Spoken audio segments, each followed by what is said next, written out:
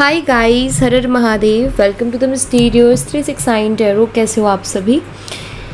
उम्मीद है आप सभी बहुत अच्छे होंगे और फिर लाइफ में आगे बढ़ रहे होंगे। सो गाइस, हम देखने वाले हैं आपके पार्टनर की करंट एनर्जीज, उनके फीलिंग इमोशंस आपके लिए क्या हैं। जेंडर का कोई इशू नहीं है, मेल फीमेल सभी रीडिंग को देख सकते हैं। और अगर आप मुझसे पर्सनल रीडिंग लेना चाहते हो, स्क्रीन पर व्हाट्सएप नंबर दिए गए हैं, आप उस पर कांटेक्ट कर सकते हो। For love reading, health reading, career reading, सभी तरीके की रीडिंग्स मैं करती हूँ। सो चलिए स्टार्ट करते हैं रीडिंग को और देख लेते हैं क्या आता है रीडिंग में। यूनिवर्स प्लीज़ बताएं, मेरे व्यूवर्स इस पर्सन के बारे में सोच करके ये रीडिंग देख रहे हैं, उस पर्सन की करंट एनर्जीज, फीलिंग, इमोशंस मेरे व्यूवर्स के लिए क्या है, प्लीज़ बताएं। वो इस वक्त क्या सोच रहे हैं, क्या फील कर रहे हैं, प्लीज़ क्लियर करें। Thank you. सबसे पहले तो यहाँ पर 3 ऑफ पेंटिकल्स है। टॉरस, वर्गो एंड कैप्रिकॉर्न, वृषभ, कन्या, मकर राशि। हैंगमैन की एनर्जी, एक्वेरियस, कुंभ राशि। द एम्परर, एरीज, मेष राशि। 5 of pentacles, Taurus, Virgo and Capricorn, वृषभ, कन्या और मकर राशि।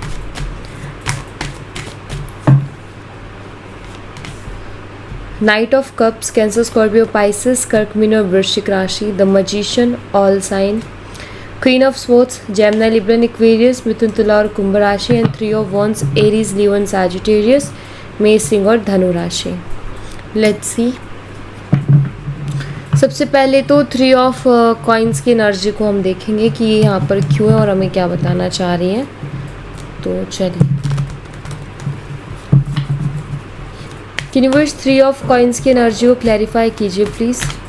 3 ऑफ कॉइन्स की एनर्जी यहाँ पर क्यों है, प्लीज़ क्लैरिफाई करें इस एनर्जी को। यहाँ पर 2 कार्ड्स आए हैं, चलिए देखते हैं इन्हीं को। 7 ऑफ कप्स है, नाइट ऑफ स्वॉर्ड्स है। देखिए, मुझे यहाँ पर ऐसा दिखाई देता है कि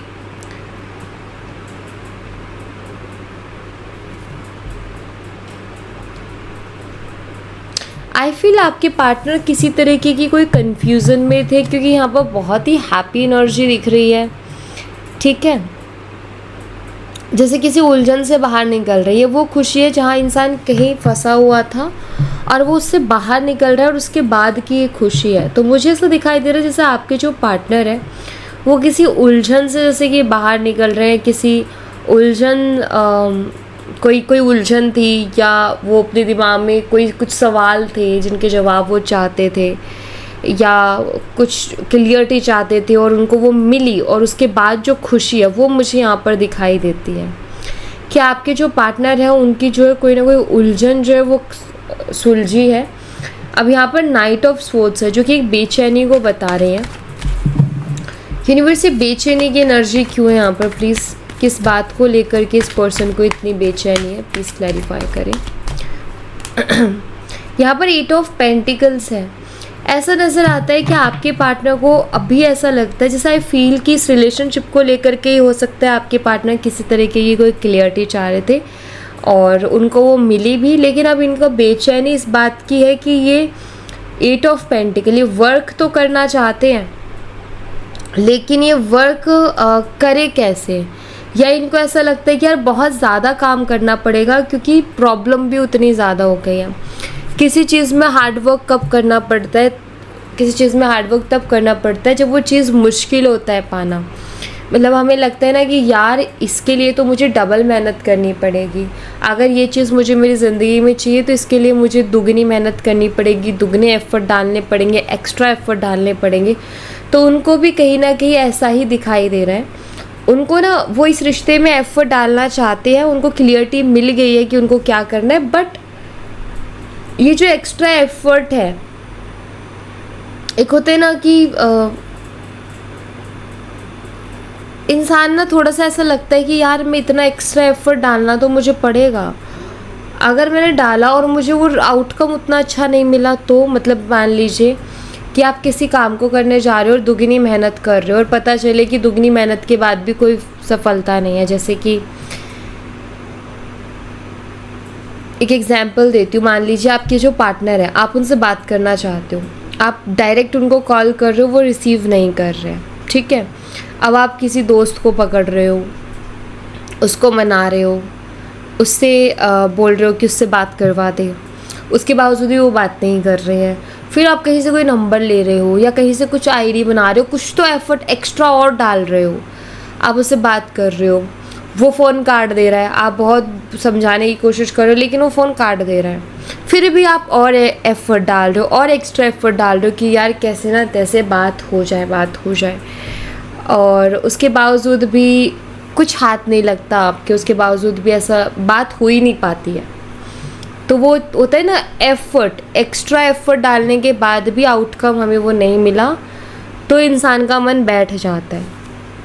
तो इनकी जो बेचैनी है वो यही कि यार ठीक है, मुझे समझ तो आ गया है कि मुझे क्या करना है, क्या मेरे लिए सही है और क्या मेरे लिए सही नहीं है, बट अब मुझे एक्स्ट्रा एफर्ट डालने पड़ेंगे इस चीज़ के लिए, और इसका आउटकम मेरे लायक होगा कि नहीं होगा, या फिर कुछ और ही उल्टा हो जाएगा। तो ये चीज़ हो रही है आपके पार्टनर के साथ,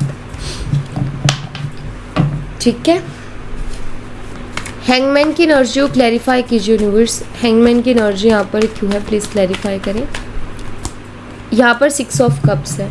देखिए 6 ऑफ कप्स की एनर्जी बताते हैं कि आपके जो पार्टनर है पास्ट के बारे में बहुत सोच रहे हैं, जो आपके साथ इन्होंने वक्त बिताया, जो आपके साथ इन्होंने पल गुजारे हैं वो इनको याद आ रहा है, या फिर मैं ये कहूँ कि आपके साथ बिताया हुआ हर एक पल आपके पार्टनर को अब याद आ रहा है। और हैंगमैन की एनर्जी जो कि मुझे बताती है कि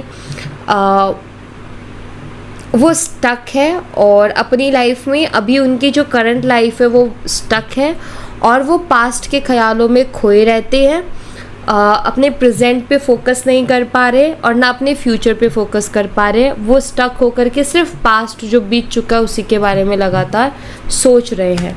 यूनिवर्स मुझे बताए पास्ट के बारे में क्या सोच रहे हैं, पास्ट की कौन सी मेमोरीज़ के बारे में पर्सन सोच रहे हैं, प्लीज़ बताएं। यहाँ पर 9 ऑफ सोर्ड्स है, जेमिनी, लिब्रा एंड एक्वेरियस के एनर्जी है। 9 ऑफ सोर्ड्स का कार्ड ये बताता है कि आपके जो पर्सन है अपनी गलतियों के बारे में सोच रहे, क्योंकि रिग्रेट की एनर्जी है, ये पछतावे की एनर्जी है, जहाँ पर इंसान अपना सर पकड़ के बोलते कि अरे यार मैंने ऐसा क्यों किया, मुझे पहले क्यों नहीं समझ में आया। तो रिग्रेट, तो इनकी जो भी गलतियाँ रही हैं पास्ट में उनके बारे में सोच रहे और रिग्रेट कर रहे, दुख मना रहे हैं उनका। Again 5 of cups also regret की एनर्जी, जहाँ इनको ऐसा लग रहा है कि यार वो मेरे पास बार बार आई भी थी, उसने कोशिश भी की थी लेकिन मैंने ही ध्यान नहीं दिया, हर बार मैंने उसका दिल तोड़ा, हर बार मैंने उसको तकलीफ़ पहुँचाई। तो यहाँ पर रिग्रेट की एनर्जी बहुत दिखती है। तो पास्ट में ये अपनी गलतियों को लेकर के बहुत ज़्यादा पछता रहे हैं, अभी अपनी गलतियों का बहुत ज़्यादा रिग्रेट कर रहे हैं, ठीक है। तो इनके पास्ट एनर्जीज में ये दिखाई देता है कि क्या कौन सी मेमोरीज इनको ज़्यादा स्टक करे, या फिर कौन सी ऐसी चीज़ें इनके दिमाग में ज़्यादा घूम रही हैं जहाँ इनकी गलतियाँ रही हैं। मतलब इनको ऐसा लग रहा है कि अरे यार मैंने ऐसा क्यों किया, मुझे ऐसा नहीं करना चाहिए था। इस तरीके की मेमोरीज़ को बहुत ज़्यादा सोच रहे हैं, ठीक है। नेक्स्ट है यहाँ पर एम्परर। एम्परर की एनर्जी को क्लैरिफाई कीजिए यूनिवर्स, एम्परर की एनर्जी यहाँ पर क्यों है, प्लीज़ क्लैरिफाई करें। यहाँ पर 8 ऑफ कप्स है। ये अपनी भावना किसी को बता नहीं रहे, क्योंकि एम्परर की एनर्जी एक ऐसी एनर्जी होती है जो कि अपनी फीलिंग्स, अपने इमोशंस को एक्सप्रेस नहीं करती, ठीक है। जो भी चाहे फीमेल है चाहे मेल है, जो भी एम्परर एनर्जी में होता है ना, वो अपने आप की फीलिंग्स को एक्सप्रेस नहीं कर पाता कि वो अंदर से क्या फील कर रहा है।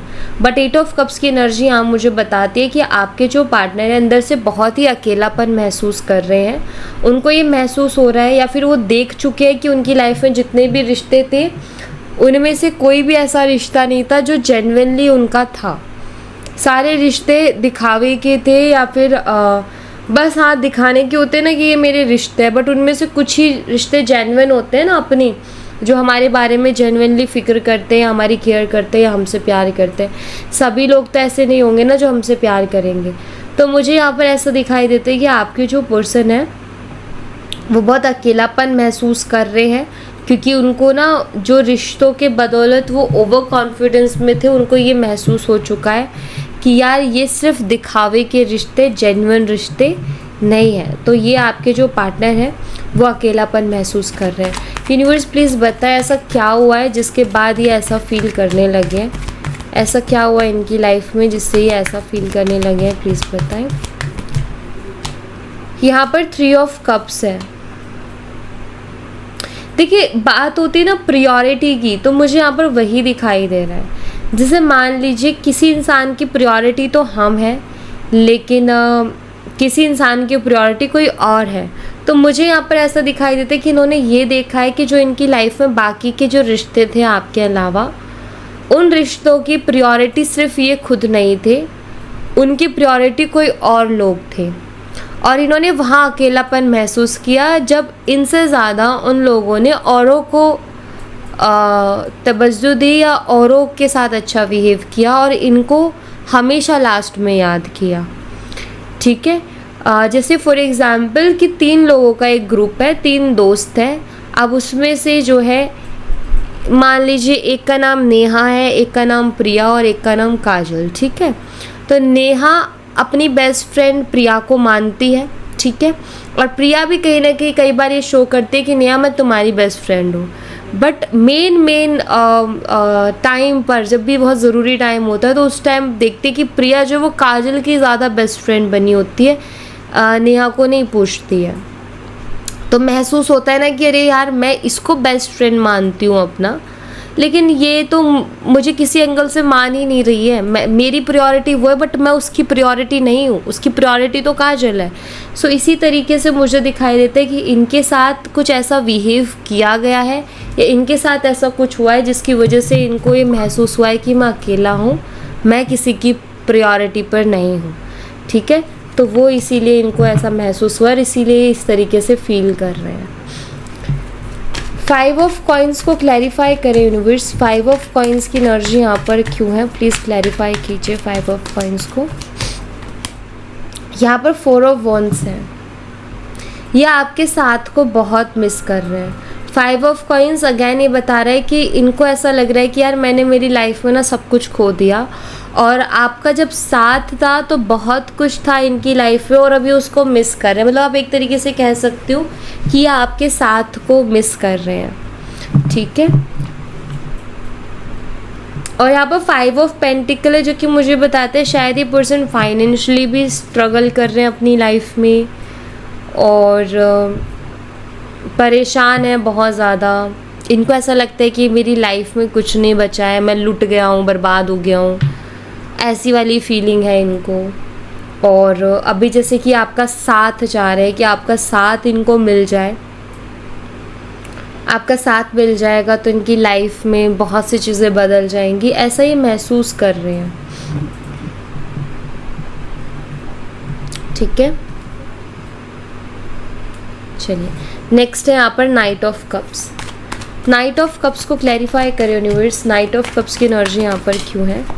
यहाँ पर 2 ऑफ पेंटिकल है, ये आपकी तरफ एक्शन लेना तो चाहते हैं क्योंकि नाइट ऑफ कप्स का कार्ड एक्शन को बताता है, तो एक्शन तो लेना चाहते हैं बट जगलिंग कर रहे हैं। आई थिंक ये इंसान दिलो दिमाग में फंसे हुए हैं। सो यूनिवर्स जगलिंग किस बात को लेकर के है, प्लीज़ बताएं इस पर्सन की जगलिंग किस बात को लेकर के चल रही है। सबसे पहले है यहाँ पर नाइट ऑफ पेंटिकल्स और यहाँ पर है दी एम्प्रेस एनर्जी। देखिए मुझे ना कुछ लोगों के लिए तो ये दिखाई देता है कि शायद हो सकता है कि ये पर्सन तो आपकी वैल्यू को समझ रहे हैं लेकिन इनकी मदर आपकी वैल्यू को नहीं समझ रही है। तो एक तरफ तो आप हो और एक तरफ इनकी मदर है। ठीक है, तो ये आपकी तरफ आना चाहते हैं, आपके साथ रहना चाहते हैं, बट एक तरफ इनकी मदर है जहाँ ये उनके बारे में भी सोचते हैं और वहाँ जगलिंग करते हैं। दूसरा मुझे दिखाई देते हो सकता है पर्सन ऑलरेडी मैरिड है और आपको ये चीज़ मालूम भी है। तो एक तरफ तो इनकी फैमिली है, एक तरफ आप हो, इनको समझ नहीं आ रहा कि क्या करें। बट एक चीज़ होती है ना कि इनको आपके साथ रहना है, वो फीलिंग है कि यार मुझे उसके साथ रहना है, तो वो वाली फीलिंग्स है। और मुझे एक और जगलिंग दिखाई देती है जिनका कोई मदर इशू नहीं है, जिनके पार्टनर कोई मैरिड वैरिड नहीं है, तो उनके लिए जो मुझे एनर्जी दिखाई देती है इनके जगलिंग का जो रीज़न है वो ये है कि आपके जो पार्टनर है शायद उनके पास अभी आपको देने के लिए कमिटमेंट नहीं है, ठीक है। और इनको ऐसा लगता है कि जब ये आपके पास आएंगे तो आप उनसे कमिटमेंट की ही बात करोगे। तो ये जगलिंग कर रहे हैं, ये सोच विचार में कि यार बिना कमिटमेंट के मेरा उसके पास जाना ठीक रहेगा, क्योंकि वो तो मुझसे वही सवाल करेगी। तो क्या मेरा जाना सही है कि मेरे पास कमिटमेंट नहीं है उसको देने के लिए, फिर भी मैं जा रहा हूँ उसके पास या जा रही हूँ उसके पास। तो ये कहीं ना कहीं बहुत सोच विचार कर रहे हैं, स्टक भी है, क्या करूँ क्या ना करूँ, वो तो मुझसे वही कमिटमेंट की बात करेगी। तो ये चीज़ें चल रही हैं यहाँ पर।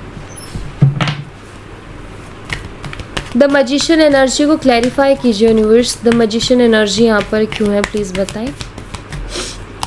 यहाँ पर 6 ऑफ वॉन्ड है। ये पर्सन आपके साथ मैरिज मैनिफेस्ट करने की कोशिश कर रहे हैं, मैरिज वो भी सबकी खुशी के साथ, क्योंकि 6 ऑफ वॉन्ड मैरिज को रिप्रेजेंट करता है एंड द मैजिशियन मैनिफेस्टेशन का कार्ड है।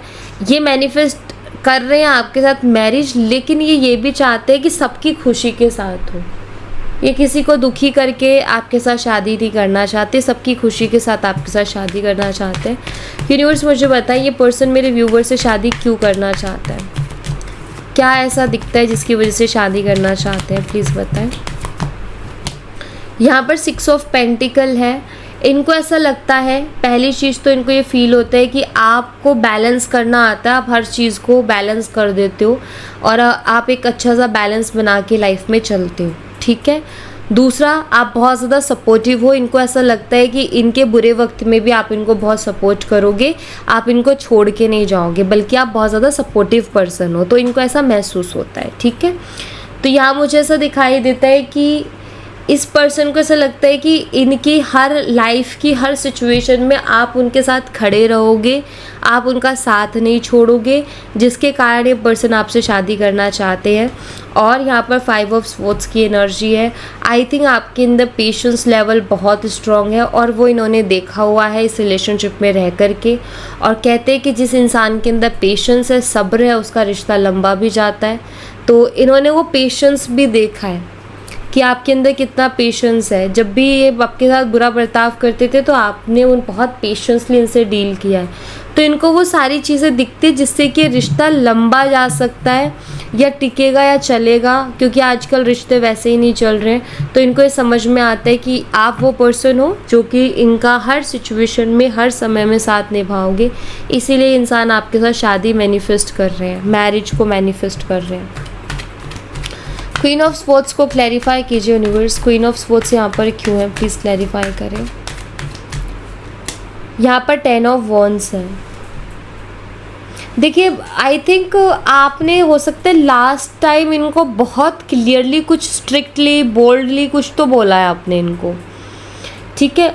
और ये उस चीज़ को लेकर के कोई बुरा मान के नहीं बैठे, बल्कि ये खुद को उस चीज़ के लिए रिस्पॉन्सिबल मान रहे हैं। इनको ऐसा लग रहा है कि यार अगर उसने मुझे कुछ उल्टा बोला है या उसने मेरे ऊपर गुस्सा दिखाया है, स्ट्रिक्टली उसने कुछ बोला है, तो उसके ज़िम्मेदार मैं हूँ, क्योंकि मैंने इस लेवल तक पहुँचाया कि वो मेरे साथ ऐसा बिहेव करे।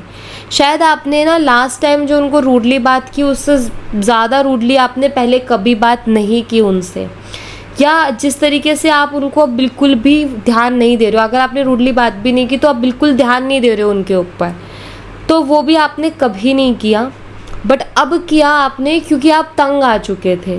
तो आपके पार्टनर खुद को रिस्पॉन्सिबल मान रहे कि यार वो ऐसी नहीं थी, मैंने उसको ऐसा बना दिया अपने बिहेवियर से। तो उस चीज़ के लिए खुद को रिस्पॉन्सिबल मान रहे कि मैं ही हूँ उसका ज़िम्मेदार कि वो ऐसी बनी, या वो मेरे ऊपर चिल्ला रही है, या वो स्ट्रिक्टली मुझे ट्रीट कर रही है। तो ऐसा नहीं है कि वो इंसान ख़राब है, बल्कि मैंने उसका बिहेवियर ऐसा किया है कि उसकी जगह कोई और होता तो शायद 10 गाली और दे देता, कम से कम उसने उतना तो नहीं किया, ठीक है। तो ये खुद को रिस्पॉन्सिबल मानते हैं उस चीज़ के लिए, और बहुत हैवी भी फील होता है आपके पार्टनर को। यूनिवर्स इस पर्सन को इतना हैवी क्यों फील हो रहा है प्लीज़ बताएं। हैवी फील होने के पीछे क्या रीज़न है। यहाँ पर जस्टिस का कार्ड है। हैवी इसलिए फील हो रहा है क्योंकि इनको अपनी गलतियाँ रियलाइज़ हो रही हैं, ये महसूस कर रहे हैं कि यार मेरी गलतियाँ बहुत रही हैं, ठीक है, मैंने गलत किया है। तो इस वजह से लाइक अगेन वही रिस्पॉन्सिबल मानना, जैसे मैंने कहा ना कि खुद को रिस्पॉन्सिबल मान रहे हैं, तो ये अपनी गलतियों को देख रहे हैं, तो हैवी फील हो रहा है कि यार मेरी गलती रही है, मैं ऐसा नहीं करता तो ऐसा नहीं होता, बट मैंने ऐसा किया इसलिए ये सब हुआ। 3 ऑफ वॉन्ड्स को क्लैरिफाई करें यूनिवर्स, 3 ऑफ वॉन्ड्स यहाँ पर क्यों है? यहाँ पर जजमेंट की एनर्जी है। देखिए आपके पार्टनर ऐसा सोचते हैं, मतलब ऐसा सोचते हैं वो कि क्या यूनिवर्स हमें फिर से, क्या यूनिवर्स मुझे फिर से एक और मौका देंगे क्या, कि मैं इस रिलेशनशिप में चीज़ों को ठीक करूं।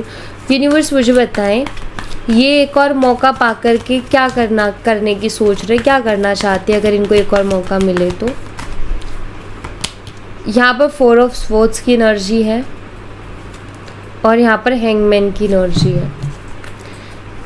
देखिए मुझे ऐसा दिखाई देता है कि आपके जो पार्टनर है वो एक और मौका चाहते हैं, ठीक है, वो चाहते हैं कि एक और मौका उनको मिले, ताकि वो चीज़ों को ना अब सोच समझ करके आगे बढ़ाना चाहते हैं। शायद ये बहुत ज़्यादा जल्दबाजी करते थे, बट यहाँ भी एक ठहराव है, यहाँ भी एक ठहराव है।